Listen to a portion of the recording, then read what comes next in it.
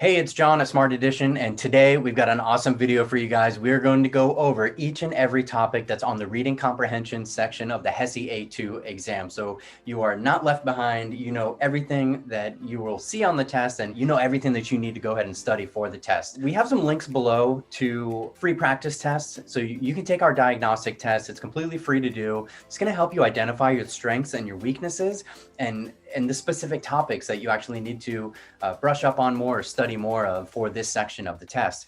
We've also got a link to our Facebook group, really awesome like-minded people just like yourself who are preparing for the test. They're kind of working through the same types of questions and everybody's there to help each other out. So that's a really good resource and we hope you guys take advantage of that. And then if you do need more resources, we at Smart Edition do offer a full online course that's got 53 lesson modules for every topic and every subject, 100 video lessons, tons of practice tests and online flashcards. So that's everything that you need to really prepare for and pass the HESI A2 exam.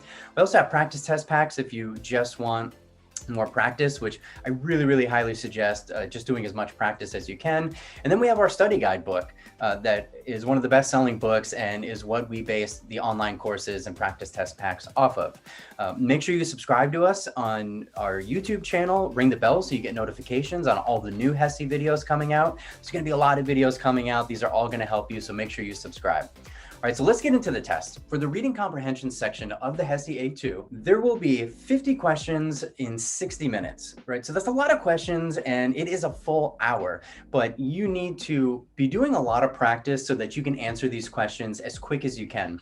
And one tip that I can give you is that you can read the passage first and then get to the questions. A lot of people kind of debate about that. Should I read the questions first, then look at the passage? And I always suggest, and our editorial team, who's really test prep experts, always suggest read the passage first and then read those questions. And when you get to the questions, you should have an idea of where you need to go back into in that passage, and it should make everything go a little bit quicker. And that's really what you want to do, managing your time in those 60 minutes. Most of this section is going to be a lot of short stories, passages from things like books or magazines, journal excerpts. So just become very familiar with reading these passages, these stories, and being able to answer these questions for each and every topic that we're going to go over right now. So the first one that we'll talk about is one that you're going to see a lot of. It's main ideas, topic sentences, and supporting details. You're going to get very straightforward questions. Things like, what is the main idea of the passage? And so you need to be able to understand that, read everything, and then really understand what is the main idea, choosing from those answer options. You'll also need to know kind of how to summarize text. That is really being able to take a paragraph or two or whatever the author is talking about and being able to summarize it into one sentence or one statement. So that's something that you need to be familiar with. Be able to interpret graphs like diagrams, flow charts, bar charts, pie charts.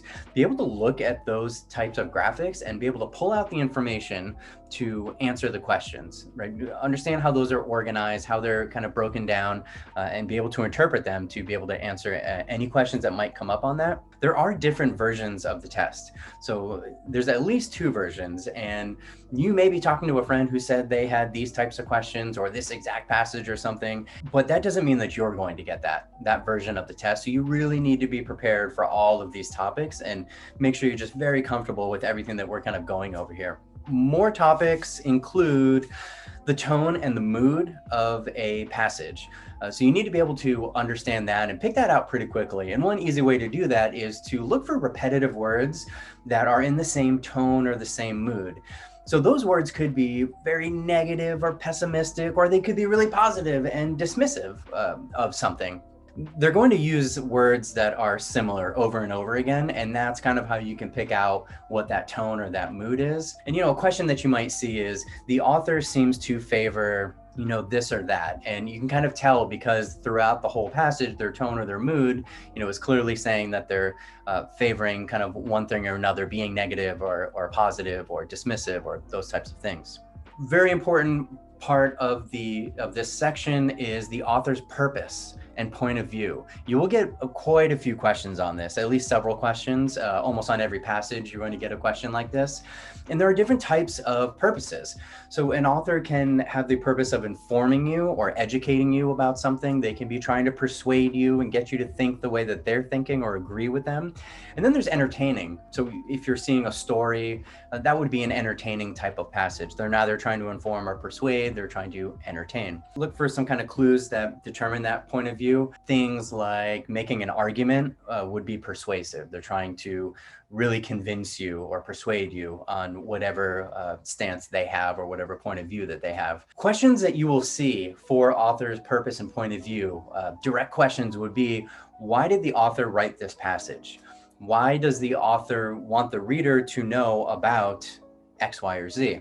The author wants to conclude that what was the author's primary purpose for writing this essay? And they might ask these questions in different ways. So that last one, what was the author's primary purpose for writing this essay, might also be asked as the author's reason for writing this piece seems to be.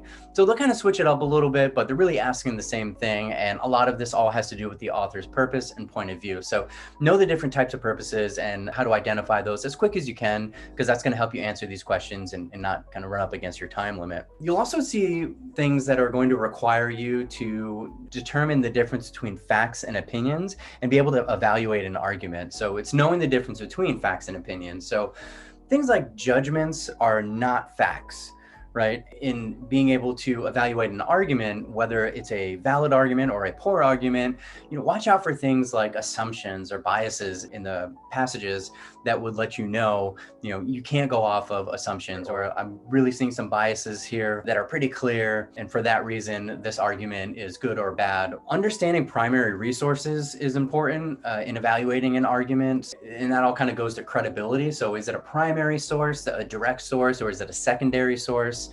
Know the different types of sources and references and how credible they are. So you might see, the date of publication or an author's info or their bio that kind of help you understand what the sources are and what they're talking about in that passage and whether those are valid or not. So be able to understand that stuff. And that is everything that you're going to see on the reading section of this HESI A2 exam.